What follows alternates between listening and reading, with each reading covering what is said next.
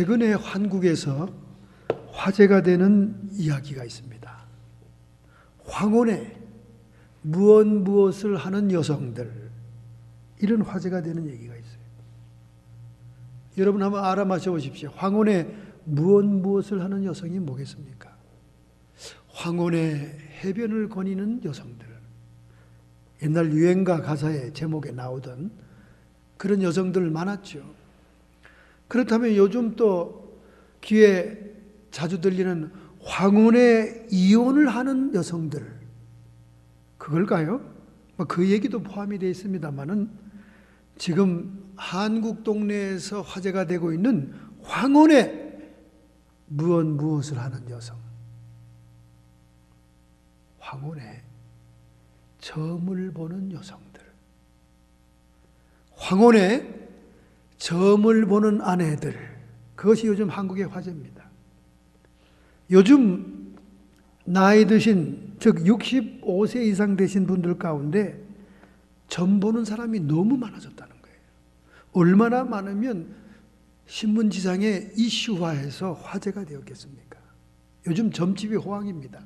그것도 젊은 청춘들의 혼인을 위해서 점 보러 오는 게 아니라 65세 이상 된 나이 드신 아내들이 점을 보러 온다는 거예요.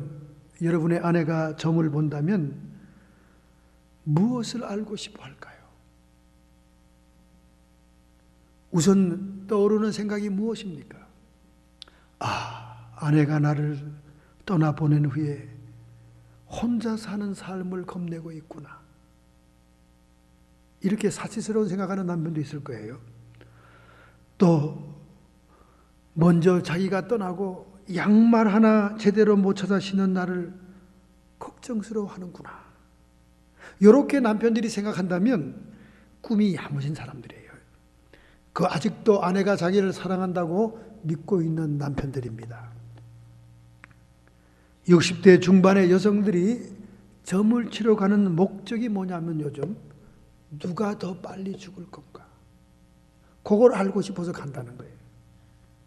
그러면 어떻게 하면 복채를 많이 점쟁이들이 받게 되느냐? 남편이 먼저 간다. 그럼 복채가 두둑하게 올라간다는 거예요. 그걸 알아보고 싶어서 오늘 중년의 여성들 아내들이 점집에 문전성시를 이루고 있다는 겁니다.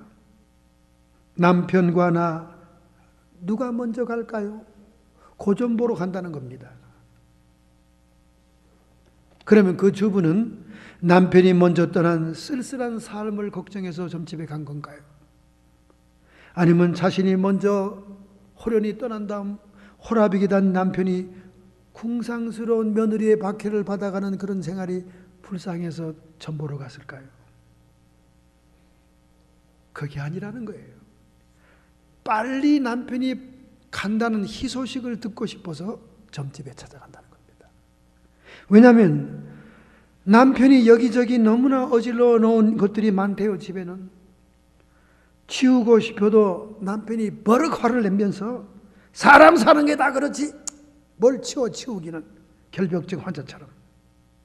그러면서 그래도 드른둥만둥하고 청소를 하고 있으면 주먹이 날라온다는 겁니다. 그래서 남편이 먼저 갈 경우에 그야말로 마음껏 치우고 싶은 쓰레기를 버리고 싶은 그 해방감에서 마음이 급해서 점집에 찾아간다는 겁니다. 혹시나 남편이 먼저 가지 않을란가, 희소식을 듣고 싶어서. 한 65세 된 아내는 이런 말을 한 것을 신문에 기사가 나왔습니다. 몇십 년 전부터 저는 집을 나가고 싶어도 용기가 없었습니다. 못 나갔어요. 막내가 고등학교를 졸업하면 나가야지. 그렇게 결심을 했다가 대학을 들어가면 저 불쌍한 것 대학 졸업하면 난 떠나야지. 그네 막상 대학을 졸업하고 취직하니까 그래도 그렇지. 양가 부모가 있어야 결혼이 잘 될 텐데 저놈이 결혼하면 내가 떠나지. 이렇게 미루다가 결국은 오늘날까지 숨 쉬면서 살고 있다고 말입니다. 혹시 남편의 말에 반대라도 하면 말대답을 어디서 감히 하냐고 눈에 불이 번쩍 나고 눈탱이가 밤탱이 되도록 주먹이 날라온다는 겁니다. 아마 지금 65세 넘은 부부들, 이런 부부들이 거의 90%일 겁니다. 우리 한국의 가부장적인 제도가 아직도 벗어나지는 못하고 있죠. 자기가 60이 넘어서 남편에게 틈틈이 맞고 산다는 얘기를 누구에게도 얘기할 수 없다는 것입니다. 그래서 결국 그 절망감에서 찾아가는 곳이 점집인데, 과연 남편이 나보다 얼마나 빨리 갈 것인가요? 그것을 알고 싶어서 간다는 겁니다. 참 우리 한국의 심각한 현상이죠. 왜냐하면 절대 변하지 않는 것이 남편의 가부장적인 권위적인 태도니까요. 수명이 길어지면서 문제가 더 심각하다는 것입니다. 노년의 부부관계가 점점 중요해지고 있는 거예요. 유엔 인구기금에서 2013년 세계 인구 현황 보고서를 작성했는데, 거기에 의하면 한국 여성의 평균 수명은 85세. 그렇게 박해와 핍박 속에서도 지긋지긋하게 오래 살죠. 85세. 주먹을 날린 자유분방한 이 남성들은 평균 78세랍니다. 무려 7살 차이나 먼저 남편이 가는 거죠. 잘 가거라. 미국의 평균 수명은 여성들이 81세. 한국보다 더 못 살아요, 미국 사람들이. 폐먼 때문에 그런 것 같아요. 폐먼 때문에. 남성은 76세. 한국 사람보다 더 못 살합니다. 역시 폐먼 때문에 그래요. 빌 때문에 빌빌하다. 집이 크면 클수록 빌이 더 많잖아요. 사업장이 크면 클수록 빌이 더 많지 않습니까? 빌 없는 세상에서 살고 싶다고 빌고 있잖아요. 그래서 노년 나이 65세를 기준으로 한다면 평균 수명까지 여자는 20년, 남자는 18년이다 그 말이에요. 다시 말해서 자녀들이 집을 떠나는 50대부터 30년 정도를 부부가 둘이 달랑 집에 남는다는 겁니다. 여러분, 30년이면 긴 세월이에요. 매일 얼굴을 맞대고 사는 자체가 지옥이라는 겁니다. 그래서 이 중년 여성은, 이 노년 여성은 앞으로 이 30년을 이렇게 살다가 생을 맞춰서 해야 되겠습니까? 회의가 생기고 아니다 싶어서 행동에 옮기는 것이 황혼 점집이고, 점집에서 남편이 오래도록 살 거라고 얘기가 나오면 이혼으로 들어가기 시작한다는 겁니다. 그냥 점집에서 일찍 갈 거니 걱정하지 말라 그러면 조금만 더 참으면 된다고 말이죠. 이게 지금 한국의 심각한 문제로 지금 대두되고 있다니까요. 그래서 황혼 이혼이 점집에서 남편이 오래 산다고 나오면 황혼 이혼으로 들어가고, 점집에서 남편이 일찍 갈 것이니 조금만 기다리라 그러면 이혼까지는 안 한다는 겁니다. 이게 지금 신문에 논문처럼 나온 기사예요, 여러분. 미국에서도 어린 자녀들의 연결고리가 사라진 달랑 남은 두 부부만이 사는 가정에 많은 이혼들이 일어나고 있습니다. 그럼 우리 부부가 이 노년의 기나긴 세월을 어떻게 둘이 잘 지낼 수 있느냐? 그것은 누가복음에 나오는 예수님 말씀대로 하면 됩니다. 남에게 대접을 받고자 하는 대로 너희도 남을 대접해라. 가부장적인 사고에서 벗어나서 권위주의적인 태도를 버리고 한국의 남편들이 아내와 소통이 이루어지고 대화가 이루어지고, 남편이 아내로부터 받고자 하는 대접을 남편도 먼저 해줄 때 서로가 기쁨으로 서로를 존중하는 그런 황혼이 될 것이다 그 말입니다. 그러면 이제 황혼의 해변을 같이 나란히 걸어도 행복한 거지요. 그렇잖아요? 그래서 버클리 풍의 사랑의 노래라는 시가 있습니다. 버클리 풍의, 이 버클리 풍이라는 단서 붙었어요. 한국 풍이 아닙니다. 버클리 풍의 사랑의 노래. 우리 종시인 황동규 씨가 시를 썼습니다. 아주 유명한 명시입니다. 들어보세요. 내 그대에게 해주려는 것은 꽃꽂이도 벽에 그림 달기도 아니요 사랑 얘기 같은 건 더욱도 아니니라. 그대 모르는 새 해치우는 그냥 설거지일 뿐. 이런 명시를 썼습니다. 요즘 노년의 주부들은 그저 남편이 말없이 묵묵히 지도새도 모르게 깨끗이 설거지 하나만 해놔도 정말 행복하다고 말이죠. 이 정도면 가정에 안정감이 있고 행복이 올 수 있다. 황동규 시인이 그런 시를 썼습니다. 도저히 한국에서는 기대할 수 없는 풍경이기 때문에 버클리풍의 사랑의 노래다 하는 제목입니다. 버클리 사는 사람들은 다 그렇게 하는가 보죠. 설거지 다 해주고. 아무래도 미국에 사는 부부들이 더 깨었으니까 이런 것을 잘하죠. 제가 이 말씀 서두에 부부관계에 대해서 언급한 이유는 오늘 아굴라와 브루스길라라고 하는 정말 성경시대의 아름다운 금실 좋은 부부가 오늘 설교의 주인공이기 때문에 그래요. 사도 베드로도 아내 사랑이 끔찍했다 그럽니다. 다른 사도들은 다 아내와 같이 행동을 하지 않았는데 베드로는 아내를 항상 데리고 다녔대요. 그리고 베드로의 처갓집의 장모가 예수님의 기도로 열병이 낫는 장면도 기록이 되어 있지 않습니까? 아주 처갓집에도 지극히 잘했던 것 같아요. 그런데 그 베드로를 제끼고 랭킹 성경시대 1위의 금실 부부는 아굴라와 브루스길라입니다. 오늘 이 아름다운 행복한 부부의 모습을 우리가 비춰보는 시간이기 때문에 제가 한국 노년의 부부들의 문제점을 먼저 얘기를 했던 것입니다. 오늘 본문 1절부터 4절은 바울이 고린도로 넘어오게 됩니다.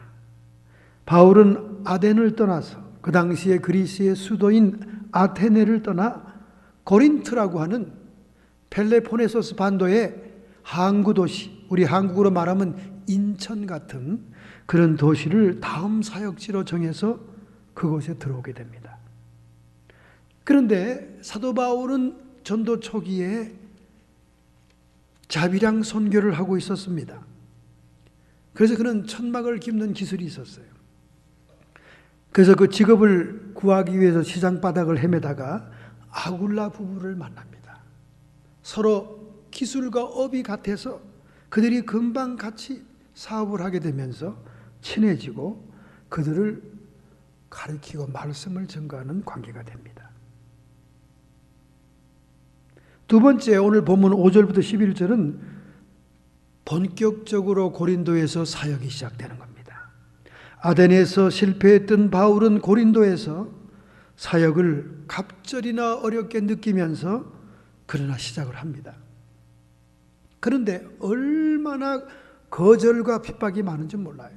더구나 따라온 유대인들이 회당을 중심으로 해서 그리스도의 복음을 증거하니까 그들의 반대는 극렬했던 거예요. 일반 유대인들은 예수를 랍비로 생각하지 메시아로 생각하지 않습니다. 그리스도로 증거하는 것을 회방합니다. 그때 바울이 옷에 먼지를 틀면서 나는 다시는 회당에서 나의 모국의 백성들에게 말씀을 증거할 것이 아니라 이방인으로 간다. 그렇게 선포를 하죠. 나는 너희들의 핏값에 책임이 없다. 그렇게 얘기하면서 회당에서 더 이상 복음을 증거하지 않고 일반 개인 집으로 옮기게 됩니다. 반대가 너무 심하니까. 그때 디도 유수도라는 사람 집으로 가서 이제 말씀을 증거하기 시작하는데 그 집은 마침 회당 옆에 집이었어요. 그 회당 옆에 집에서 하나님의 말씀을 증거하는 집회가 계속될 때 회당장 그리스도부가 거기에 따라와 은혜를 받고 온 집으로 더불어 예수를 믿는 놀라운 사건이 일어납니다. 그래서 첫 번째 그들의 가정이 세례를 받게 돼요. 그래도 너무나 힘들어서 고통스러워하던 차에 사도 바울은 밤마다 하나님께 기도하는 습관이 있으니까 기도하는 가운데 환상을 봅니다. 9절이죠. 밤에 주께서 환상 가운데 바울에게 말씀하시되 두려워하지 말고 잠잠하지 말고 말해라. 사도 바울이 점점 고린도에서 거절과 핍박을 당하게 되니까 위축되고 포기하려고 그러고 마음을 접으려고 할 때쯤 우리 주님의 환상이 그에게 열린 것입니다. 두려워하지 말고 잠잠하지 말고 말해라. 내가 너와 함께 있음에 아무 사람도 너를 대적하여 해롭게 할 자가 없을 것이니 이는 이 성중에 내 백성이 많음이라. 할렐루야. 이 전도 초기, 복음 증거의 초기에는 핍박자만 눈에 보이겠지만은 하나님의 택한 백성들이 이 성중에 많으니까 이 복음의 씨앗과 말씀 선포를 멈추지 말아라. 그렇게 주님의 환상을 통한 담력을 얻게 되죠. 그러자 곧 또 마게도니아에서 동역자들이 가세를 합니다. 이렇게 위축되고 겁이 나고 두려움이 있을 때는 동역자들이 몰려오면 힘이 나는 거예요. 디모데와 실라와 같은 동역자들이 왔습니다. 사도 바울은 더 힘이 났어요. 주님의 말씀도 있었습니다. 환상의 확신도 있습니다. 그래서 이 고린도에서 1년 6개월을 유하면서 강력한 복음의 역사를 감당하게 됐다는 거예요. 할렐루야. 이 고린도의 사역에 정말 빼놓을 수 있는 인물이 있는데 그들은 바로 아굴라와 그의 아내 브루시길라라는 거예요. AD 52년에 로마의 황제 클라우디오가 모든 유대인을 로마에서 쫓아냅니다. 추방한다는 포교령을 내려요. 왜 유대인을 그렇게 싫어하는가? 왜 유대인을 그렇게 쫓아내는가?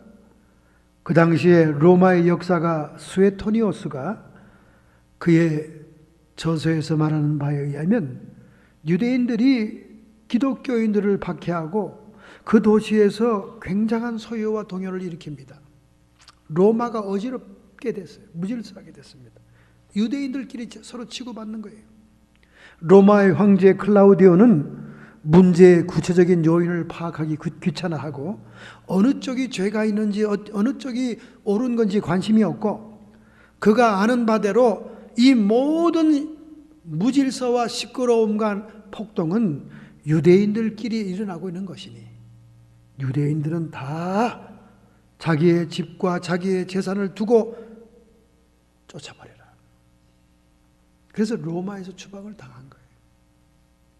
이때에 흑해 부근의 본도 지방에서 살다가 로마로 이민했던 아굴라라는 사람이 있었어요. 아굴라는 독수리라는 이름의 뜻을 가지고 있습니다. 이 아굴라라는 유대인이 모든 소유를 챙겨 친구들과 작별하고 헬라의 도시인 고린도로 이민 오게 된 겁니다. 쫓겨서 오게 된 거죠.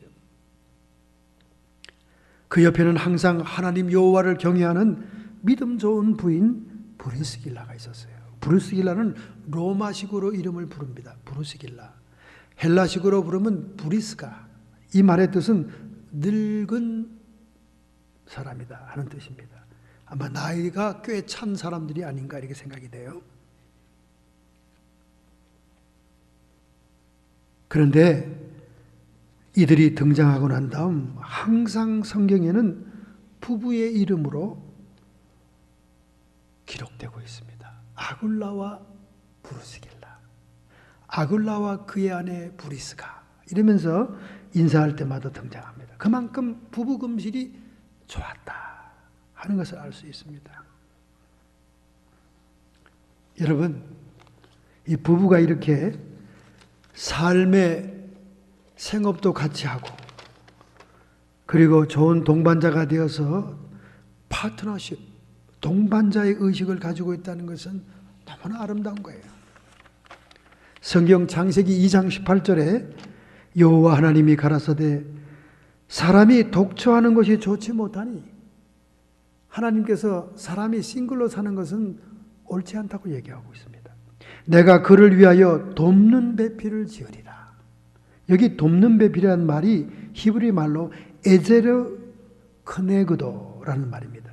에제르라는 말은 돕는 자라는 뜻이고, 크네그도라는 말은 적절한 동등한 자, 그런 사람입니다. 근데 이 크네그도라는 히브리 말의 본뜻은 대칭적 의미를 얘기하는 거예요. 정반대.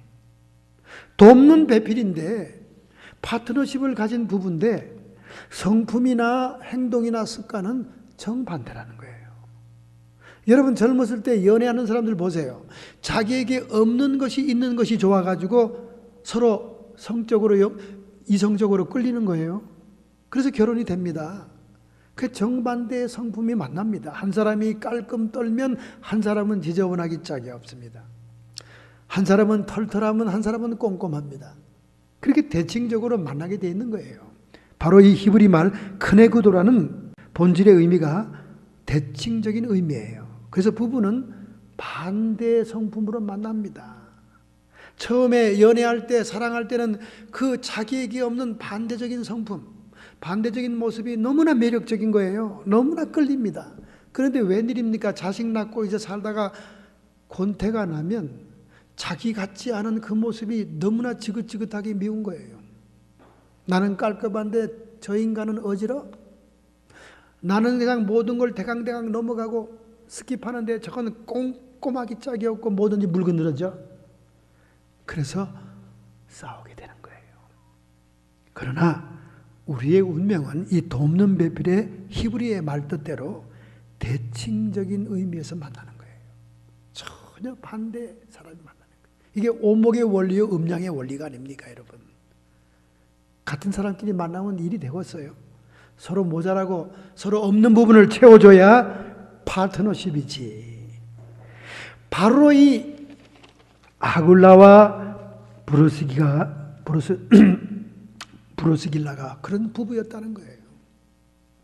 대개 우리 한국의 노년에 속한 부부나 어머니나 또는 이런 부부들 얘기를 들어보면 그들이 가장 남편을 괘씸하게 생각하고 치를 떠는 이유는 뭔지 아십니까? 한때 잘 나갈 때 바람을 피웠다는 겁니다. 바람을. 그것이 아주 부처도 돌아넘는 그런 과거의 경력이라는 거예요. 여러분, 이 동물과 생물의 세계에서도요, DNA 테스트가 발달되기 전에는 사람들이 그냥 외모만, 겉모습만 보고는 동물들의 금실이 좋다고 판단했습니다. 예를 들면 회색 늑대, 회색 늑대는 금실이 좋아.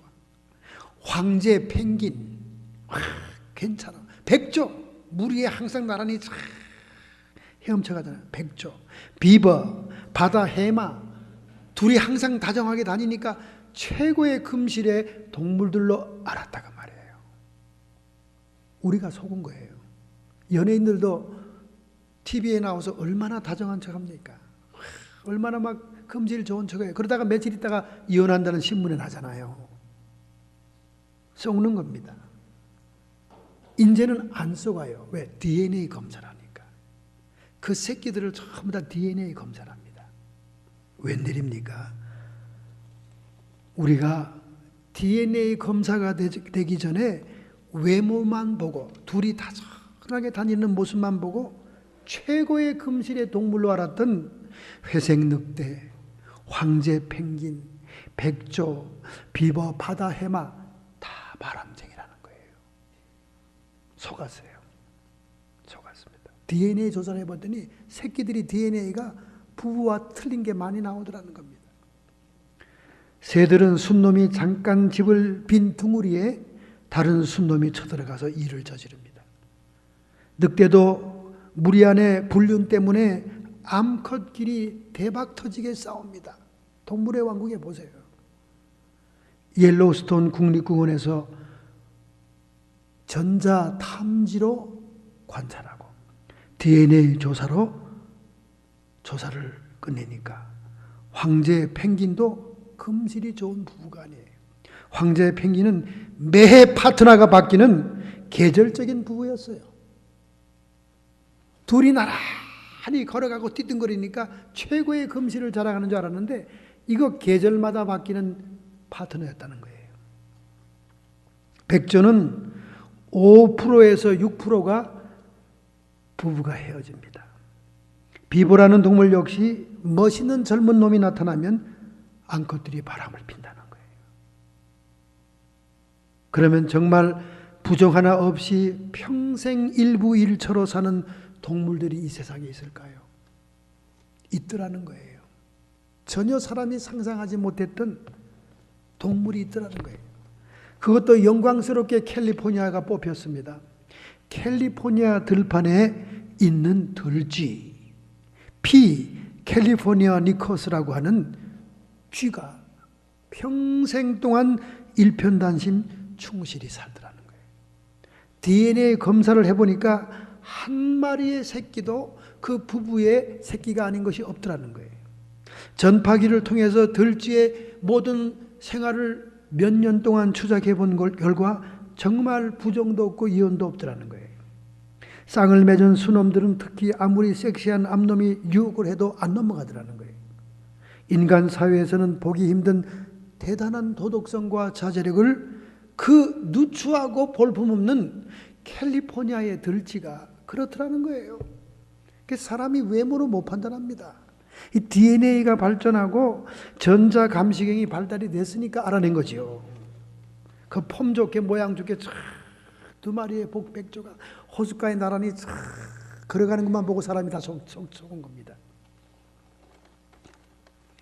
두 번째 짐승이 있는 거예요. 두 번째 짐승은 콘도르, 독수리 종류의 새입니다. 근데 독수리과에서 제일 못생겼답니다. 불처라고 하는 콘도르 독수리인데 정말 못생겼는데 평생 100% 한 번도 한눈을 팔지 않는답니다. 도대체 동물학자들이 연구를 했습니다. 이 동물들의 독특한 특성이 뭘까? 왜 다른 것들은 한눈 팔고 부정을 하는데 이 볼품없는 들쥐와 볼품없는 이 콘도르, 불처가 평생 지조를 지킬까? 그래서 그들의 모든 생활을 전자감시경으로 촬영하면서 추적을 했습니다. 그랬더니 콘도르 독수리의 특이한 점은 새끼를 같이 먹이고 또 24시간 번갈아 가면서 새끼를 돌보더라는 거예요. 정말 인꼬 부부 이상의 새였습니다. 시체만 뜯어먹는 징그러운 벌처로 알았던 이 콘도르가 그렇게 부부가 다정하게 생활을 분담하면서 평생 지조를 지키더라는 거예요. 이 들쥐도 말이죠. 다른 쥐와는 다르더라는 거예요. 새끼를 같이 돌보고 집안일을 공평하게 하더라는 거예요. 들쥐 구멍 안에도 정말 치워야 될 것들이 많답니다. 먹다 남은 찌꺼기, 똥 오줌이 범벅된 지푸라기, 이런 것들을 자꾸 치우고 갈아주어야 새끼들에게 편안한 보금자리가 되는데 들쥐 부부는 부지런히 집안 청소를 하더라는 거예요. 부지런히. 바깥일도 같이 나누어서 하더라는 거예요. 먹이를 찾아 나가는 것도 각각 서로 교대로 하더라는 거예요. 참 행복한 부부 생활을 하는 들쥐라는 겁니다. 그래서 이 동물학자들이 결론이 내렸습니다. 보잘것없는 들쥐와 못생긴 콘도르 벌처 독수리라도 우리가 배워야 될 점이 있다. 그들이 딴 이성에게 눈을 안 파는 이유가 뭘까? 그것은 평범한 생활을 서로 나누어 하면서 성실히 할 때 자기들의 생활에 충실하면서 다른 이성의 유혹과 미혹을 받지 않더라는 거예요. 오늘 여러분과 저의 행복도 특별한 것이 있는 것이 아닙니다. 오늘 우리가 살고 있는 가정 환경과 우리의 주변의 일들을 서로 다정하게 나누어 가면서 행할 때 이러한 부부간의 행복이 있게 된다는 거예요. 바로 아굴라와 브루스길라의 부부가 그랬습니다. 아굴라는 어린 소년 때부터 천막 짓는 기술을 배웠어요. 유대의 어린 소년들은 탈무드에서 하는 대로 합니다. 탈무드에서 말하기를 자식들을 도둑놈 만들지 않으려면 한 가지 이상의 기술을 가르쳐라. 그래서 유대인 부모들은 그의 자식들을 도둑놈 안 만들려고 기술을 가르치는데, 그 당시에 인기 있는 기술이 바로 천막을 깁는 기술이었습니다. 유대인들은 천막을 염소 털로 짠 천으로 만들었는데 여기에 자르고 깁는 고도의 기술이 필요했습니다. 바로 아굴라는 탈무드의 지시대로 유대인 소년으로서 천막 깁는 기술을 가지고 있었는데, 로마에서 만난 그의 아내 브루스길라에게 그 기술을 가르쳐줬어요. 그래서 남편과 함께 동일하게 같이 그 업종을 함께 할 수가 있었습니다. 아내와 함께 모든 생활을 같이 한 거예요.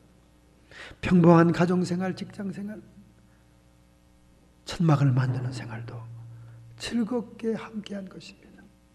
마치 볼품없는 캘리포니아의 들쥐와 볼품없는 콘도르 독수리 벌처처럼 뭐 특별한 일을 하는 것도 아니에요. 그들의 생활을 아름답게 분배하면서 행복하고 즐겁게 할 때 다른 이성에 전혀 눈 돌릴 시간이 없었더라는 거예요.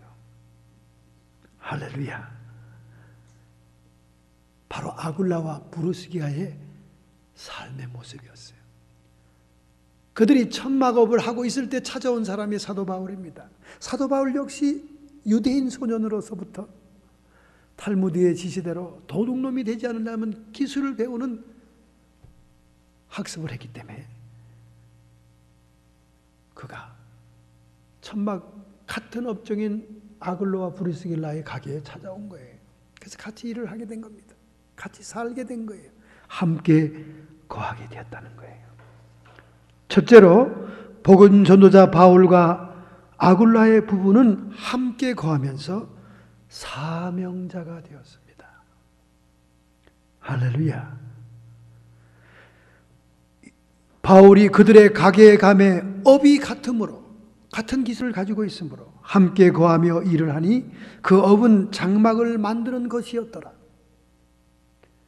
자, 브루스길라와 아굴라 부부는 여호와 하나님을 섬기는 유대교의 사람들입니다.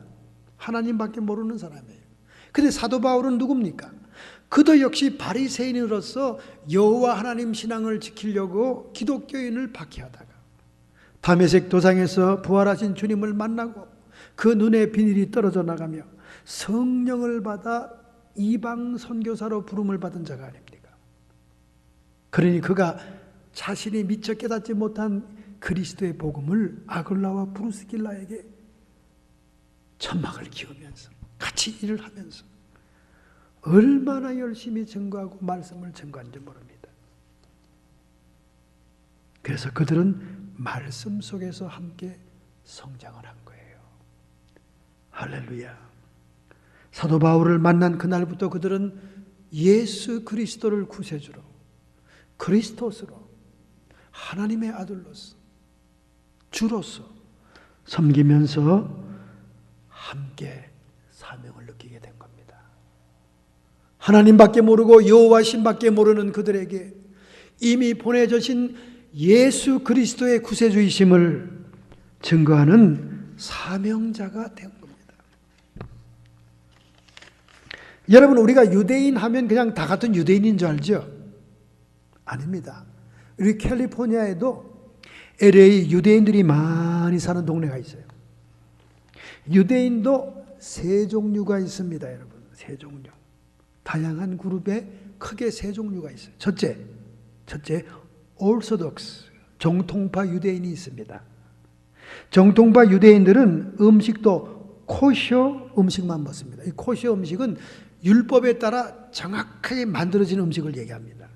코셔 음식만 따로 먹고 유대인 명절은 다 기념해서 학생들이 학교도 결석합니다. 대부분 그들은 그들의 학교에 예부나 아카데미라고 하는 유대인 사립학교에 보냅니다. 이 정통 유대인들은. 그러나 몇 소수의 가정만 공립학교에 자녀를 맡기죠. 철저한 전통적인 유대인입니다. 두 번째는 컨서베이티브 그룹이 있습니다. 보수파입니다. 대체로 오르소독스보다는 유대인의 명절 중에 중요한 몇 개만 지키죠. 그리고 크리스마스는 절대 지키지 않으면서 하누카, 불임절이라고 해서 에피파네스 안디오코스로부터 성전을 빼앗는 그 하누카를 8일 동안 촛불을 창문에 켜놓고 지킵니다. 이게 보수파죠. 세 번째는 리폼드 그룹이 있습니다. 개혁파가 있어요. 미국화된 사람들이에요. 미국화된 유대인입니다.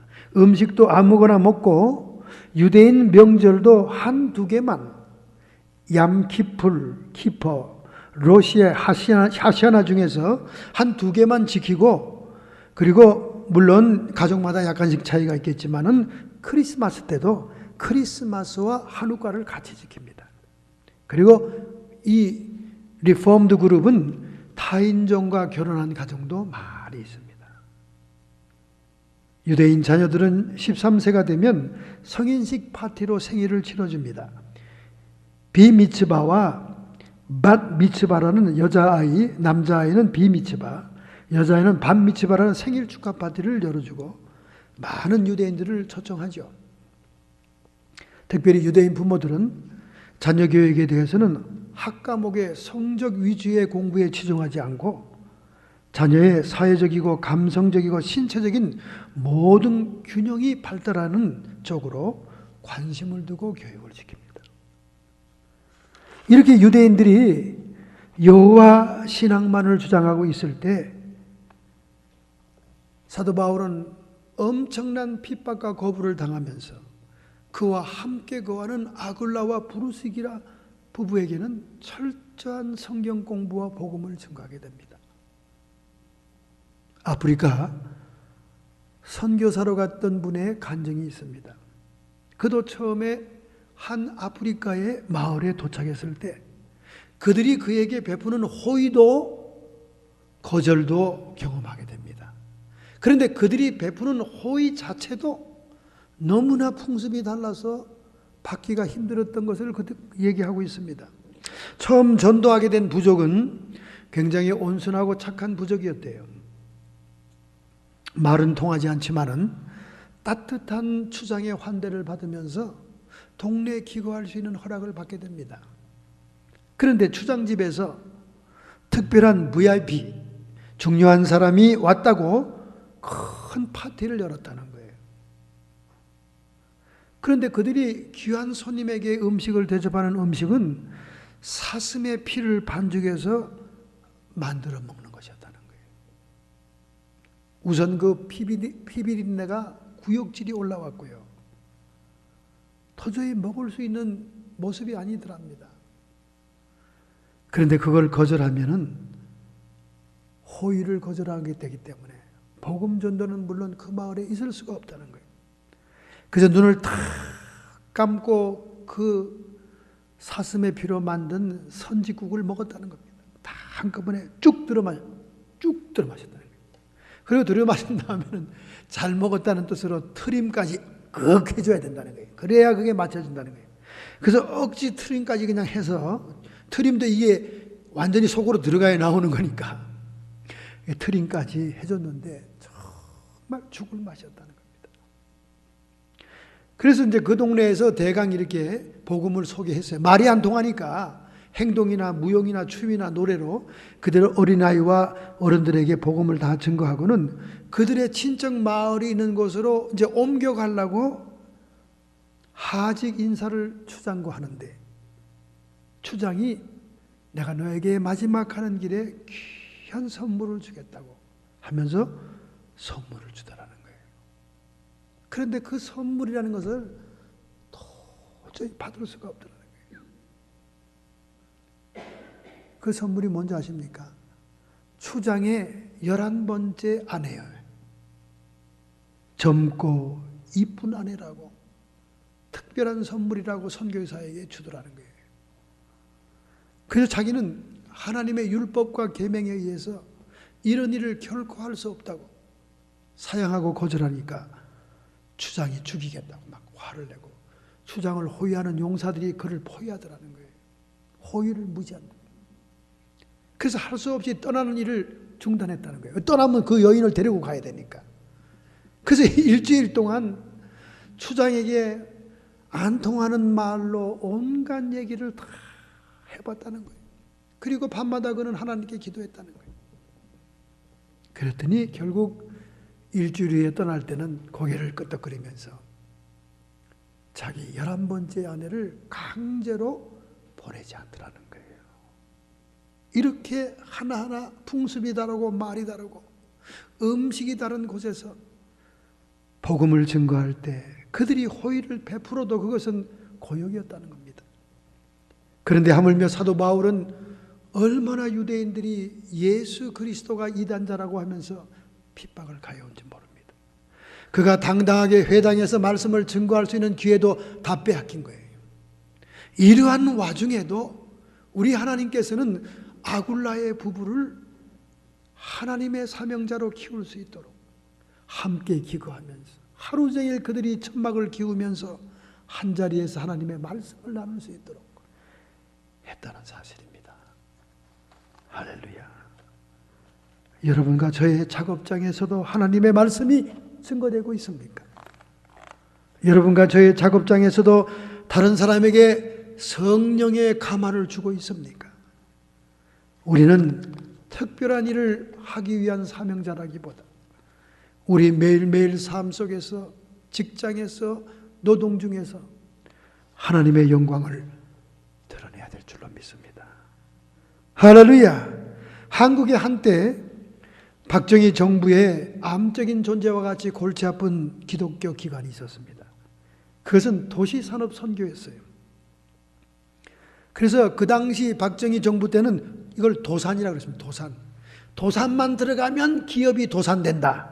그 도산이라고 합니다. 도시산업선교예요. 도시산업선교에서 오래도록 여자 목사로서 봉사한 분도 계십니다. 그런데 이 도시산업선교회가 왜 들어갈 수밖에 없었느냐? 기업주들이 전부 다 교회 장로입니다. 기업주들이 교회 장로인데 임금을 깎아먹고 임금을 주지 않고 사회복지, 사원복지에 대해서는 관심이 없었습니다. 그러니까 교회 장로들이 하나님의 이름과 영광을 가리니 도시산업선교회 회원들이 거기에 정호분으로 들어가가지고 정호분들을 의식과 교육을 시켜서 자신들에게 불이익을 주고 있는 저임금과 그리고 사원복지에 대한 것들을 주장할 수 있게 한 그런 사건이 있었습니다.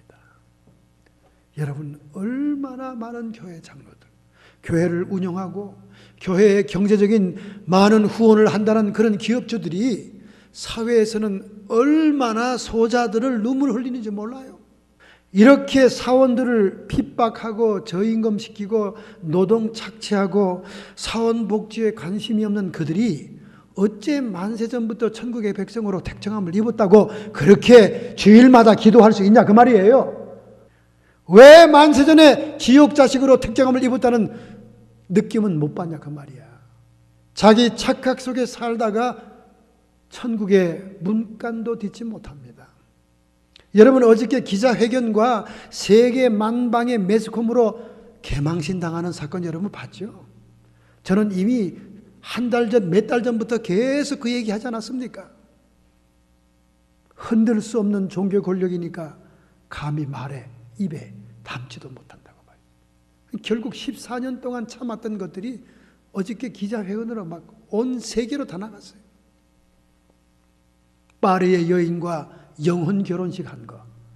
여러분, 그 말이 됩니까? 그 목사님의 평생의 신앙을 점검해 볼 필요가 있습니다, 여러분.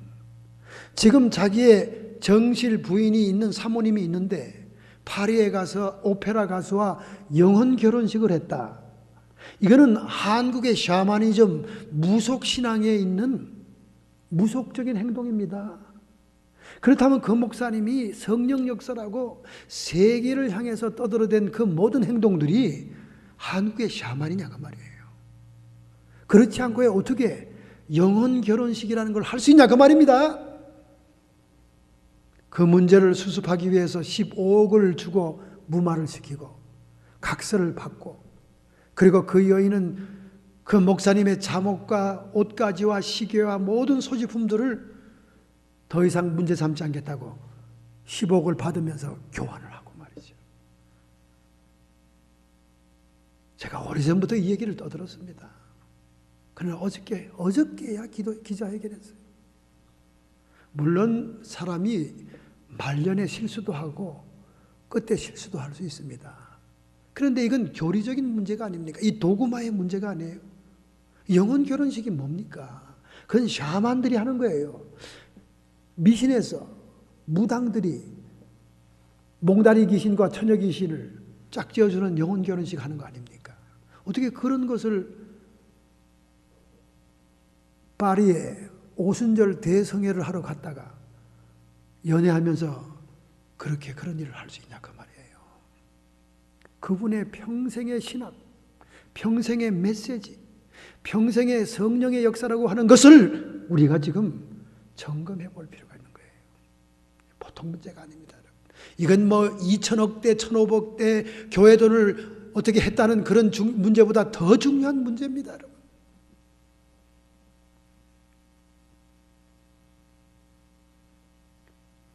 여러분과 제가 노동의 현장에서, 여러분과 제가 기업의 현장에서 하나님의 이름의 영광을 드러내야 됩니다. 정말 떳떳하게 주일날 하나님을 영화롭게 하는 기도를 할 수 있는 삶을 일주일 동안 살아야 되는 거예요. 에브리데이 크리스찬이 돼야 되는 겁니다. 썬데이 위선적인 크리스찬이 돼서는 안 됩니다. 마태복음 10장 32절 33절에 예수님께서 말씀합니다. 누구든지 사람 앞에서 나를 시인하면 나도 하늘에 계신 내 아버지 앞에서 저를 시인할 것이요. 누구든지 사람 앞에서 나를 부인하면 나도 하늘에 계신 내 아버지 앞에서 저를 부인하리라. 여러분과 제가 신앙을 감추고 주님의 이름을 욕되게 하고 주님을 부정하는 삶을 살아가고 있다면 천국에서도 천사들 앞에서도 부인한다고 말하고 있잖아요. 언제 만세전에 여러분을 천국 백성으로 택정을 했어요? 무슨 확신입니까? 하나님이 그렇게 말씀하셨어요? 여러분의 확신일 뿐인 거 아니에요?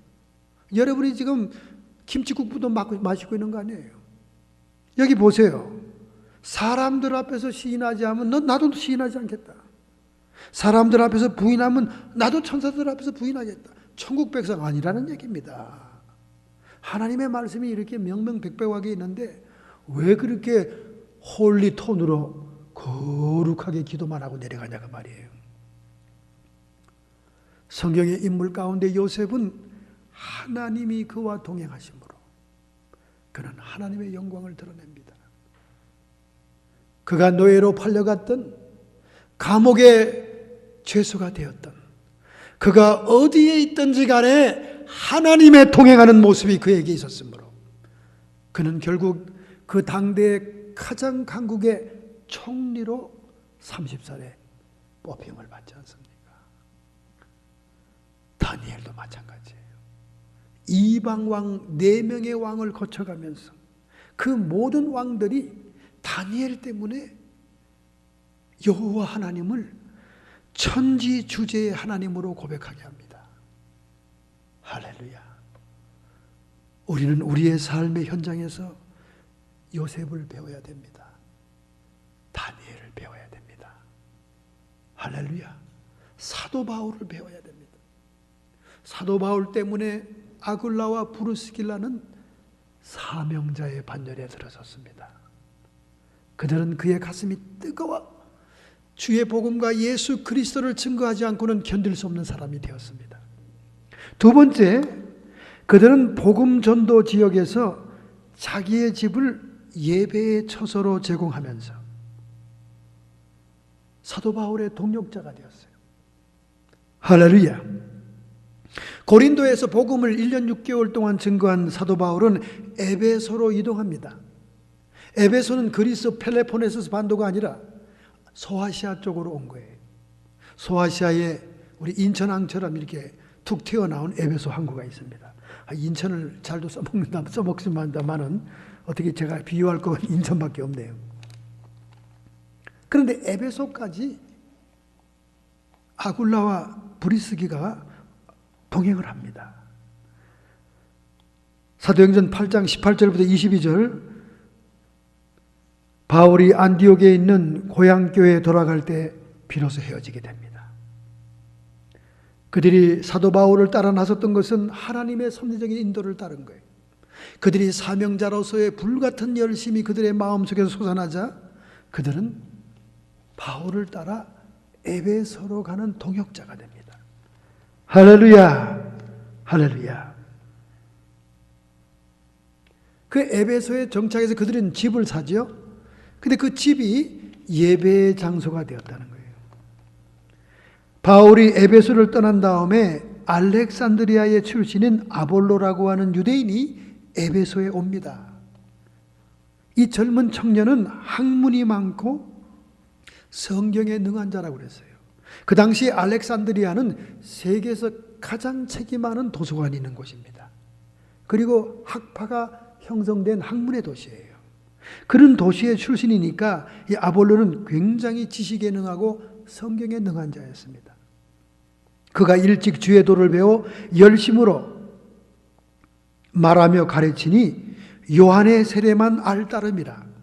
그가 회당에서 담대히 말하기를 시작하거늘 브루스길라와 아굴라가 듣고 데려다가 하나님의 도를 더 자세히 풀어 이르더라. 아볼로라고 하는 젊은 청년이 구약의 복음밖에 모르니까, 예수님에 대해서는 모르니까, 성령님에 대해서는 모르니까 브루스길라와 아굴라가 그를 조용히 데려다가 예수 그리스도의 복음의 진수를 가르쳐줍니다. 그들이 그렇게 한 것은 아볼로의 설교에 깊은 인상을 받았기 때문에 그래요. 그의 진실성과 하나님에 대한 열정적인 사랑, 구약 성경의 풍부한 지식, 유창한 설교에 깊은 인상을 받은 거예요. 자신들이 사도 바울을 통해 예수 그리스도의 복음을 받은 것처럼 이 아볼로에게도 이 복음의 진술을 들려주고 싶었던 거예요. 그들이 알고 있는 하나님이 이미 보내신 메시아 예수 그리스도를 그에게 가르친 거예요. 사도행전 18장 26절, 브루스길라와 아굴라가 듣고 데려다가 하나님의 도를 더 자세히 풀어 이르더라. 할렐루야. 여러분, 그 후에 이 아볼로는 어떻게 됐습니까? 고린도전서 1장 12절에 보면 베드로와 바울과 동등한 위치에 있는 설교자로 변신합니다. 누구의 영향이죠? 바로 사도 바울의 동역자인 아굴라와 브루스가의 성경 공부 덕분이었습니다. 얼마나 귀한 사명자요 동역자가 됐습니까? 그들은 함께 하나님을 섬겼더라. 그리고 그들은 가정을 개방합니다. 하나님의 말씀에 갈급해하는 사람들에게, 아볼로와 같은 젊은 사람들에게 예수 그리스도를 위해 능력 있게 일하는 사명자를 키우기 위해서 그들은 자기의 집을 개방합니다.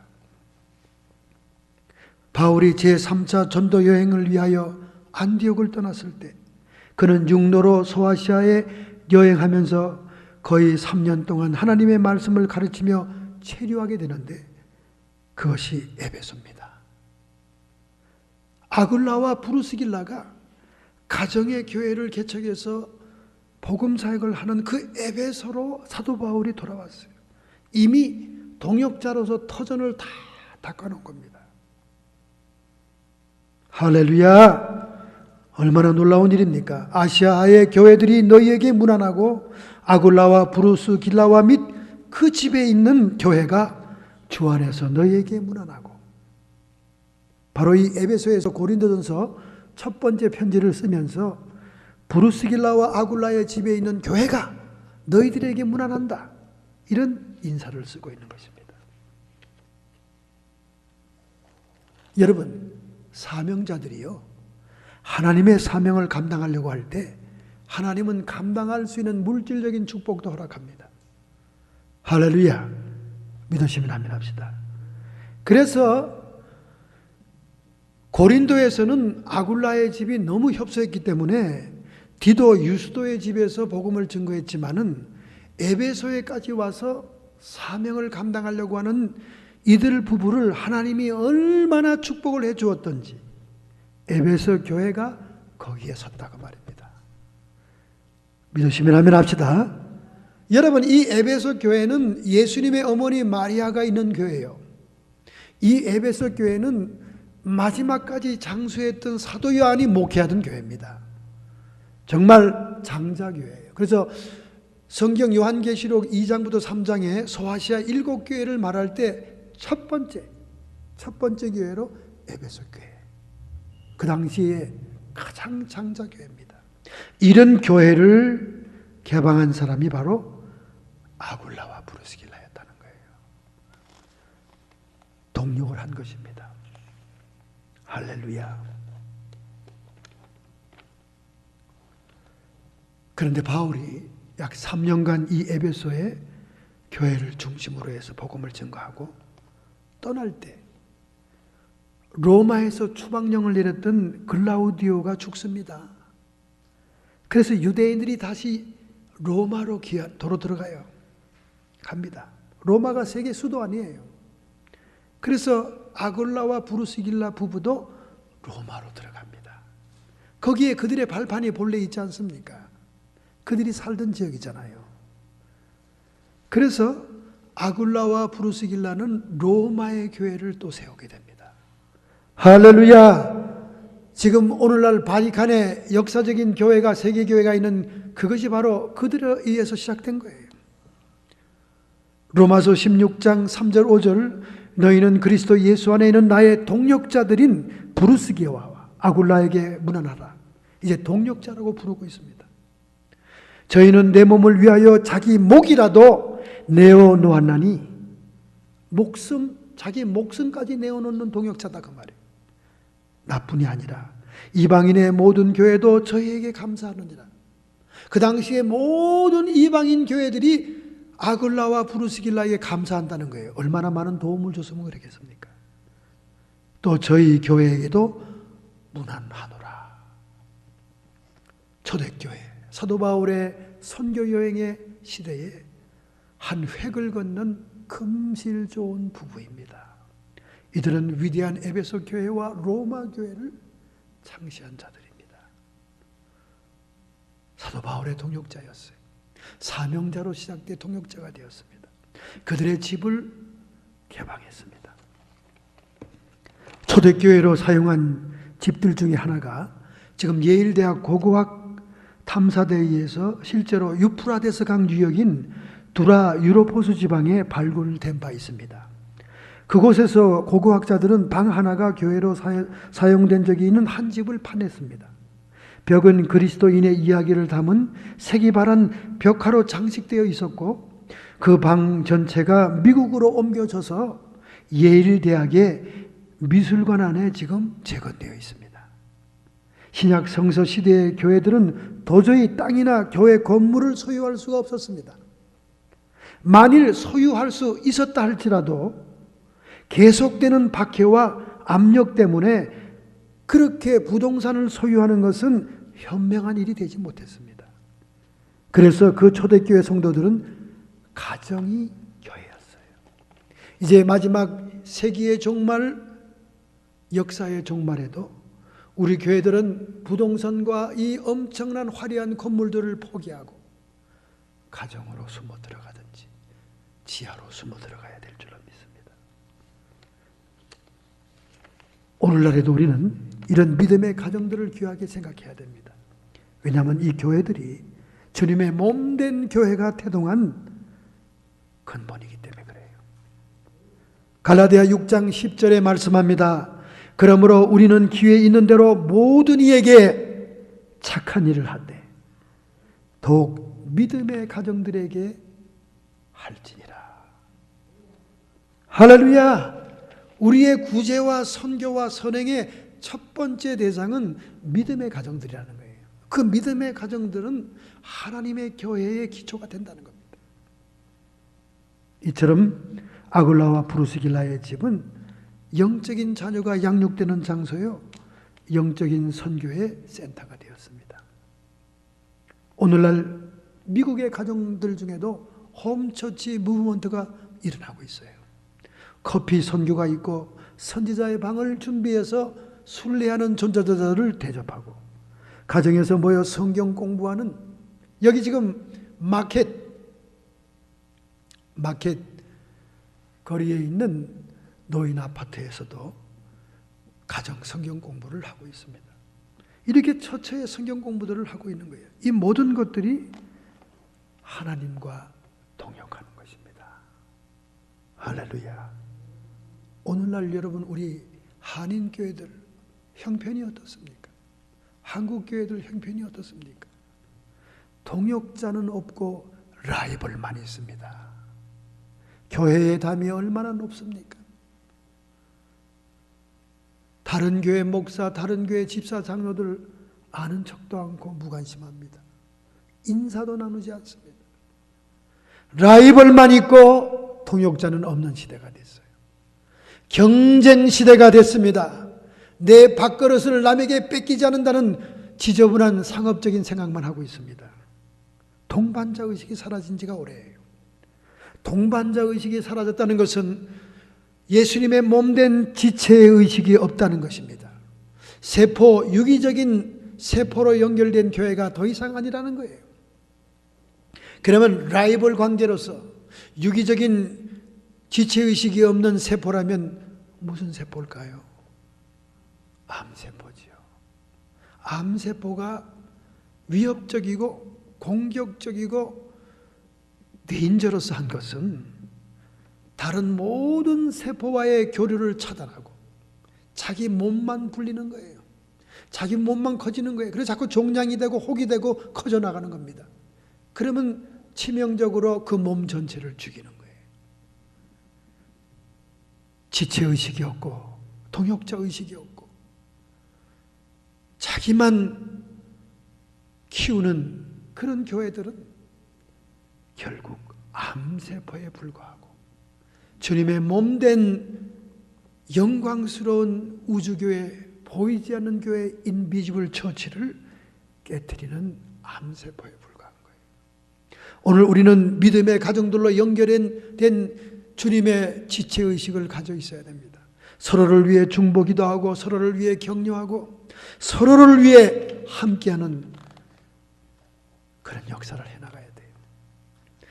여러분, 사도 바울이 고린도에서 염려하고 거부당하고 거절당하고 핍박을 당할 때 그들의 동력자가 찾아옴으로 용기를 얻고 하나님의 말씀에 붙잡혀 담대하게 복음을 증거할 수 있었던 것입니다.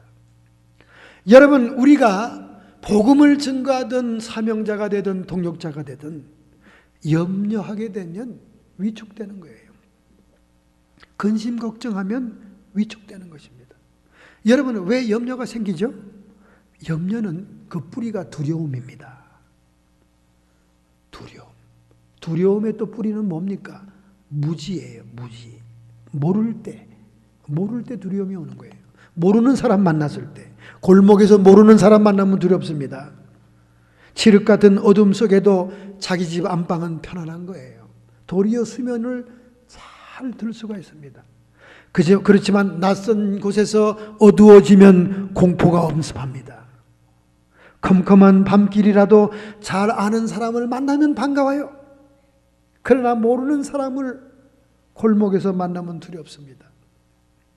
그 두려움은 염려로 발전하는 것입니다. 그러므로 우리가 지체의식, 동반자의식, 동역자의식을 가지고 서로를 위해 기도해주고 서로를 위해 알고 한다면 더 이상 우리의 복음 전선에 두려움은 사라지고 담대함이 우리를 함께할 줄로 믿습니다. 아브라함 링컨 대통령에게 기자들이 질문했습니다. 당신의 놀라운 성공과 삶의 비결은 무엇입니까? 링컨은 웃음을 띄우면서 이렇게 얘기했습니다. 성공한 이유요? 제가 만약에 성공했다면 그 이유는 간단하지요. 제가 실패를 많이 경험했기 때문입니다. 여러분, 실제로 링컨의 생애를 보면 엄청나게 낙선당했어요. 엄청나게. 그 일일이 다 그 통계하는 걸 보면 이 사람이 어떻게 이렇게 재기했을까? 다시 또 후보로 나왔을까 할 정도로 엄청 낙선당하고 실패합니다.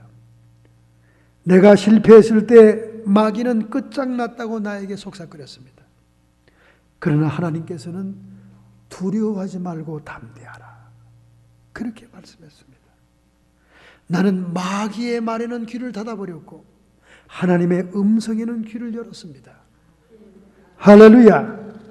그러면서 링컨은 기자들에게 쉽게 설명하기 위해서 시계추에 달린 시계에 대해서 설명합니다. 하루는 기둥처럼 서 있는 괴종시계를 바라본 노인이 자기도 기력이 없고 몸이 지쳐 힘들어서 가벼운 옷을 입기를 원하고 무거운 걸 싫어하기 때문에 괴종시계를 보다가 아이고 저 녀석도 나만큼 세월이 많이 갔으니 힘이 들겠구나 하고는 긴 시계줄을 뽑아가지고 다른 데다 옮겨놨습니다. 그러더니 시계가 멈춰버렸어요. 어느 날 너 왜 안 가고 있니? 하고 시계한테 물어봤더니 시계가 이렇게 대답을 했다는 거예요. 노인 어른, 저는 시계추가 움직이는 것 때문에 시간이 갔습니다. 시계추가 움직이는 것 때문에 바늘이 돌아갔습니다. 그런데 그 시계추를 빼버리면 제가 살아있을 리가 없잖아요. 아니야, 나는 시계추가 너무나 길고 봉이 길어서 힘들 줄 알고 빼놨는데 도로 달아주셔야 제가 움직일 수 있습니다. 링컨은 이렇게 말했습니다. 실패라는 시계추 때문에 시계가 바늘이 움직이는 것처럼 나는 오늘 여기에 서 있습니다. 할렐루야. 사도 바울의 전도는 결코 실패한 것이 아니었어요.